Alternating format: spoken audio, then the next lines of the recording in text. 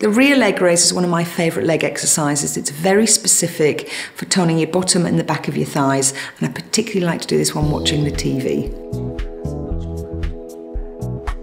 Go onto your hands and knees, down onto your elbows. Make sure your body's in a nice, comfortable position, bringing the knees further in towards your chest if they're too far out. Pull the abdominals in, keeping the hips parallel to the floor. Extend the leg out. As you pull, really put the emphasis on the back of the thigh. This exercise you have to be very careful with because there is a tendency to lift your leg too high, which can cause a strain in your lower back.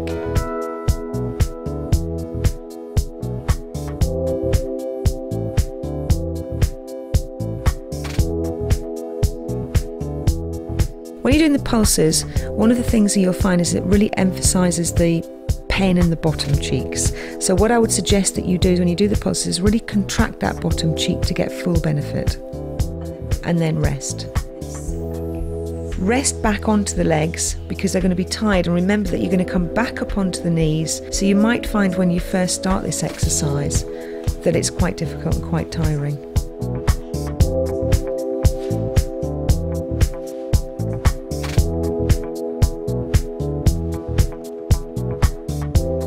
With this exercise, you don't have any extra weights added and you don't have any extra body weight. The only weight that you're moving is your leg weight, so you have to create your own resistance.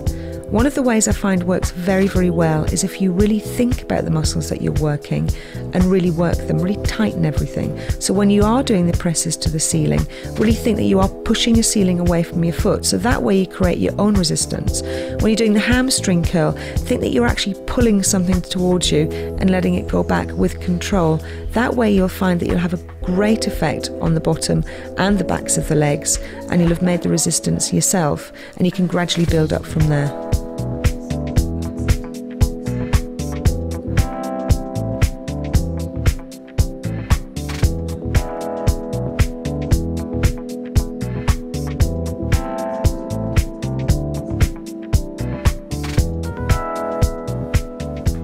Hamstring curls are really, really good for the backs of the thighs, and the pulses put a lot of emphasis on the bottom. So a combination of two is absolutely fantastic, and it's rather difficult to do. It makes it just that little bit harder.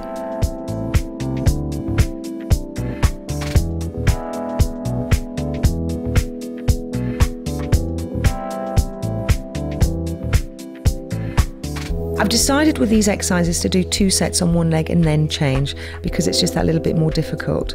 When you do other exercises, standing exercises with your body weight, they are harder the minute you do them. When you do floor work, you don't have that much resistance. So I've just made these exercises a little bit harder by doing a combination of 2 different things and doing extra on each side before you change.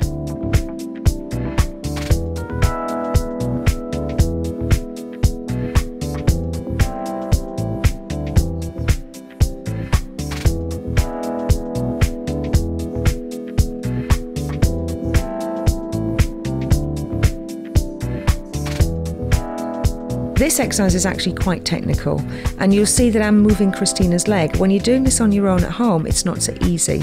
If you've got a mirror, that's fantastic, but if you haven't, don't worry about it, because if you're feeling it in the back of the thighs and the bottom, you're doing it correctly. If you're feeling pain in your lower back, your leg's too high.